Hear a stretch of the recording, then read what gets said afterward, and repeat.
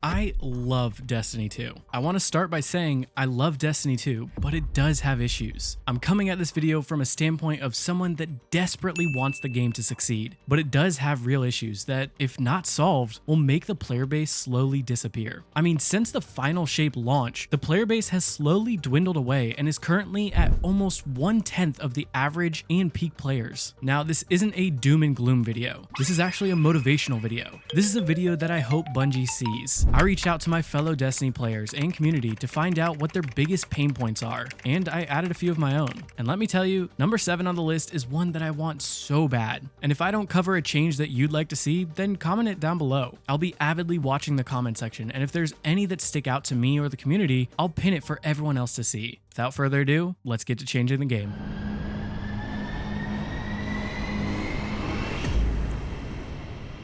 The first item on the list is an encyclopedia, or a glossary of sorts. One of the biggest challenges that Destiny 2 faces is that it's a 10-year-old franchise. People coming into the game aren't going to know anything about who is who or what is what. Or if you're like me and just have a bad memory, having a place to go and search by name would be absolutely massive. It would be so cool to search for things like champions, and it pops up with the 3 different types and what activities they typically show up in. Then you could click through, let's say, the barrier champs, and you could see all the ways that you can stun them, and even what factions actually have barrier champs. Then you see that Radiant can break their shield, so you click through to find all the ways to become Radiant. Well, you get the point. It can be an endless loop to help players figure out exactly what they need to know. But I can't imagine being a new player, slowly upgrading my gear, and right as I'm about to max it out, I see the new resource: golf balls. I'd be thinking, what is that and where the hell do I get one? Now, imagine a world where Destiny has a search feature. All you do is type in golf ball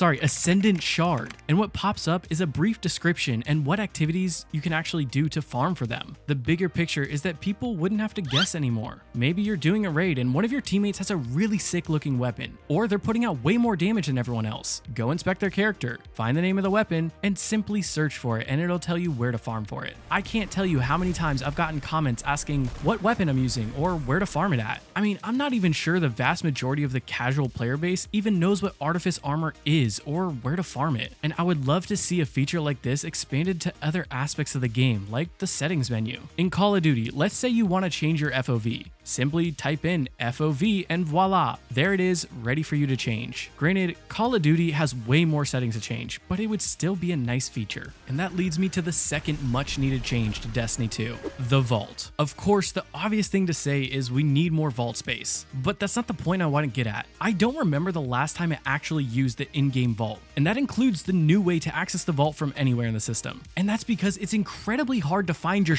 If you've been playing this game for any amount of time, I bet you're almost near the cap of vault space, meaning that if you're looking for that one specific weapon or armor piece, you have to start flipping through pages and pages of items looking for it. And this got so much worse when they added exotics that have random perks. It wasn't the best option, but you could just farm for a god roll on a weapon and then just delete anything that wasn't that roll, so that when you're looking for it, you're just looking for that icon of that weapon. Now I have 20 plus class exotics for each class, and if I'm specifically looking for a certain role, then I have to hover over each one and check the perks. And the same thing goes for Ergo Sum. I love this weapon, but holy hell is this a vault killer. I've been slowly collecting all roles for this weapon. That means each different frame and each different perk. I have 27 different roles, and I'm not even close to the max. This is why I use something like DIM, the Destiny Item Manager. You can search for perk names, weapon elements, you name it, and you can probably search for it. Ideally, I'd love to see some of these features implemented straight into the game. Give me a search bar that I can type anything in that I want to find, or even give me a way to tag items so that I can name them what I want. That way I can search for the tag. Heck, I'd even take a filter system where you can just filter for certain things like ammo type, element, weapon type, you get the point. That would solve most cases of searching through items, but it would still be difficult to find specific roles of an item like Ergo Sum or class exotics. But huge shout out to DIM for making my life a million times easier with their vault functions. For the third third much needed change, I would love to see the armor mod system expanded upon moving forward. I know that Bungie wanted to dumb it down for the casual player base, though I think they went a little bit too hard. Most builds that I run nowadays only use 3 to 4 different mods on each piece of armor, even though there's like 15 options for each. The main problem is that they all revolve around the same system, armor charge. I love the idea of armor charge, and I don't think it should go away by any means. The issue is that most mods either consume your armor charge instantly, or they slowly use them over time. These two methods are counterintuitive of each other, meaning that if you use font mods, you can't or shouldn't use kickstart mods, or other mods that instantly consume your armor charge. And if your build even remotely revolves around using a weapon, then you're almost forced into using font mods to get the extra free weapon damage. If we had more options that offer different ways to play, then I'd be thrilled. Maybe we have weapon surge mods that will consume all your armor charge and give you extra weapon damage for a set period, like 10 to 20 seconds. Or instead of stat font mods, maybe we could bring in ability regeneration mods. For example, you could bring a grenade mod that with one mod you get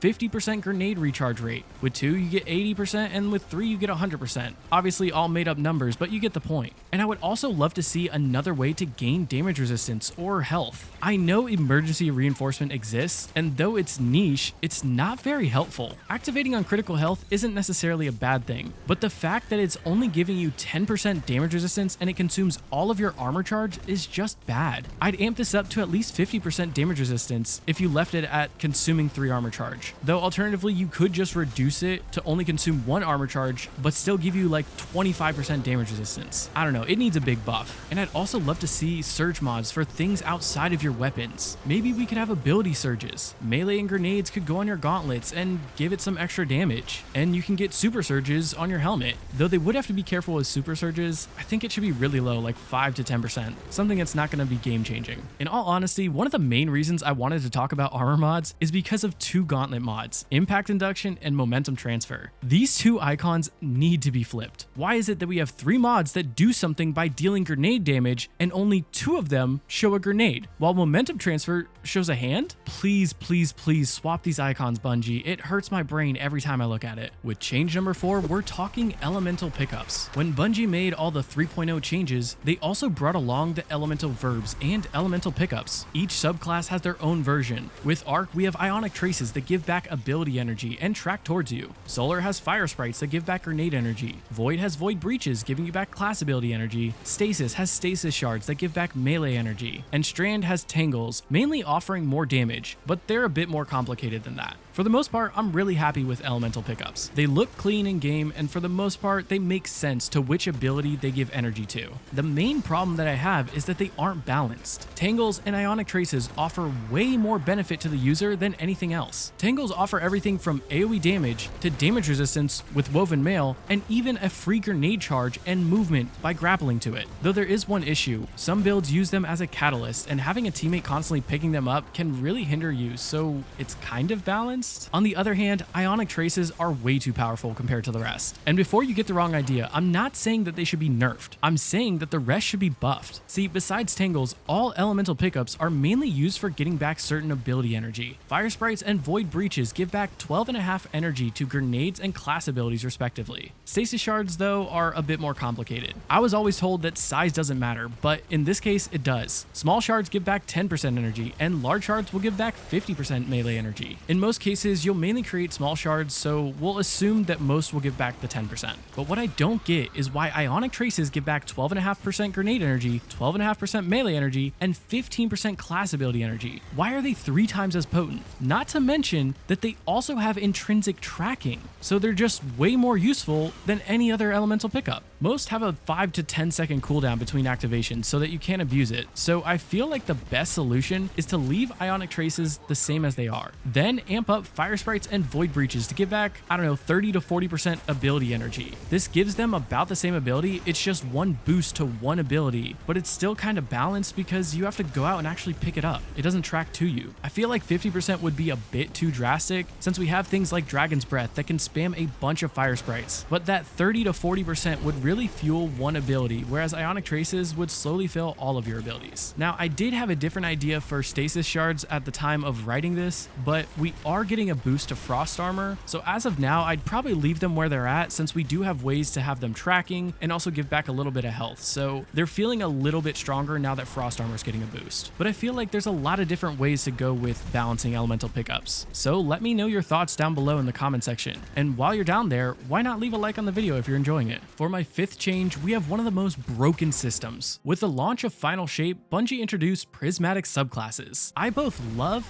and hate prismatic. On one hand, having a way to mix light and darkness offers some really cool and unique interactions that feel really good in the current sandbox. But this is also why I hate prismatic, because you have so much freedom, access to transcendence, and even access to exotics with multiple different perks. It's just so much more powerful than the base subclasses. It is worth mentioning that yes, there are some builds that feel stronger on their specific subclasses, like the Speaker Sight Solar Warlock build. But for the most part, when I'm planning builds or just wanting to play around, I find that I keep gravitating back towards prismatic because it's just purely stronger. Take Warlocks for example. You can bring one of the most broken aspects, Feed the Void, allowing you to fully heal on kills and gain back a ton of grenade energy. This is the main catalyst for Void builds, but on prismatic, you can bring Facet of Purpose and now gain access to Restoration, Woven Mail, Frost Armor, or even Void Overshields for more damage resistance and constant health while you're not killing. Then add in Facet of Dawn, which gives you Radiant to deal more weapon damage than any other class besides Solar. Not to mention how strong Transcendence is for getting back ability energy and purely surviving. I honestly have a hard time recommending Warlocks use anything besides prismatic. Now, it seems like Bungie's trying to address this. In Episode Heresy, we're getting 3 new aspects, and even a new arc verb. They're creating a new system where you can work up stacks of Bolt Charge, and when at 10 stacks, you unleash an Arc Lightning that will work similar to how Solar Ignitions work. I love this change, and I'm really hopeful that there will be a huge advantage on Arc subclasses for how quickly you can build up these Bolt Charges. They're also adding a new Void Hunter aspect called On the Prowl, which will let you mark an enemy when you go invisible. If you or your team kill that marked enemy, then it creates a smoke cloud that will weaken nearby enemies and grant you and your team invisibility when passing through it. Now, if these 3 aspects stay on their respective classes, we'll see progress, giving you more reason to play those OG classes. However, if they do come to prismatic, I think that this only expands upon the underlying issues on how strong prismatic actually is. Moving right along, we have number 6 on my list of changes. Well, this is less of a change and more of a hope.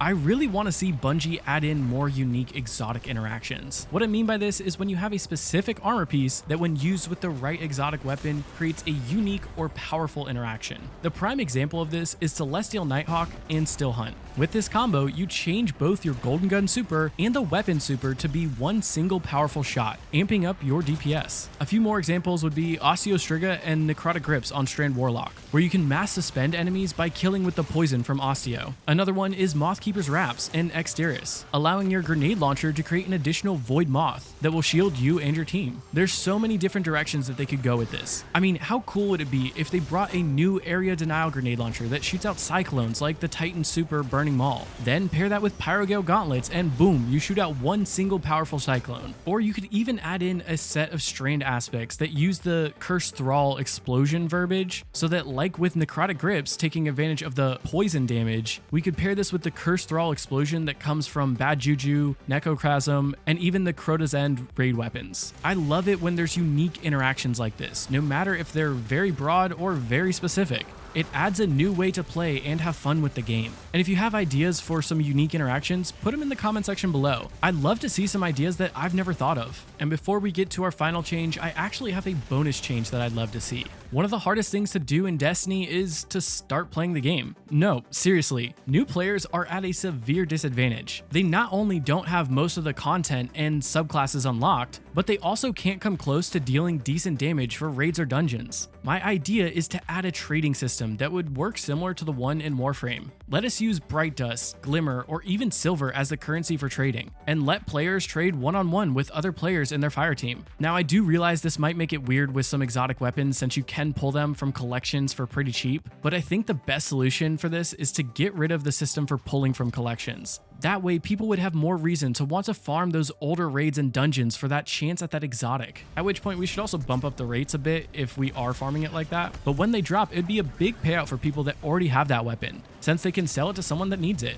It's a win-win, and it gets players playing your older content. And with the new armor system coming in New Frontiers, a trading system would be huge for everyone, offering you a way to quickly get that last thing you need or incentivizing you to play more content and sell those rewards to build a massive wealth and brag to your friends. The 7th and final change on my list is one that I want so bad. We need to talk about fireteam scaling and inherently fireteam matchmaking. Fireteam scaling is something that Bungie has done before. This mainly makes it so that bosses' total health is tied to how many fireteam members are present, meaning the more fireteam members present, the more health the bosses have. I feel like fireteam scaling should inherently be active on all activities. Okay, maybe not raids or 12-man activities, but you get my point. I'd love it if this were a toggle. That way, the people that want a really hard challenge can turn it off and make it even harder on themselves. In Season of the Wish, we got a seasonal activity called the Coil. To this day, it's still one of my favorite activities, and that's because of fireteam scaling. If I wanted to go in solo and just play around with a new build or try out some unique interactions, I wasn't severely punished for being solo.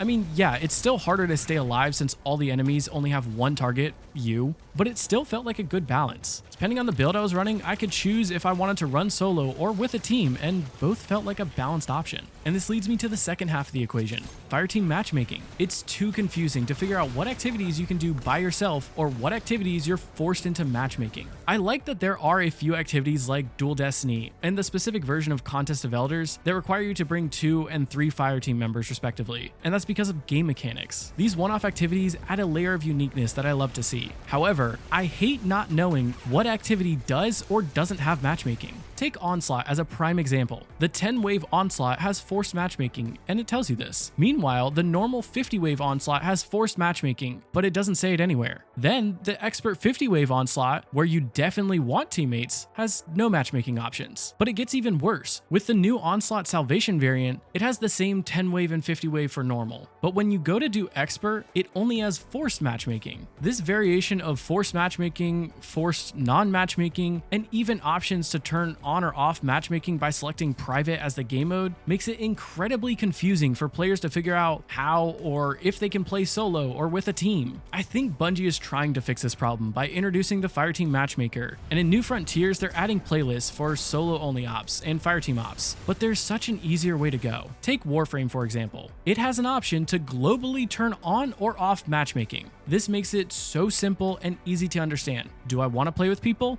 Yes? Then make it public. No? Then make it solo only. Having it as a global option means I won't have to guess which activities I need to take the extra steps and find players to play with. Well, there you have it, Guardians. I've covered 7 changes that I'd personally love to see make their way into Destiny 2. As an avid player and fan of the game, I can only hope that Bungie sees this video and maybe, just maybe, those changes are made. If you found this video helpful or just enjoyed seeing a new perspective, feel free to like the video and comment down below on what changes you'd love to see make their way into Destiny 2. Keep an eye out for future videos as we continue to explore the ever-evolving world of Destiny 2. Until then, may the threads of fate be ever in your favor. This is Lucky Mech, signing off. See you on the next adventure, Guardians.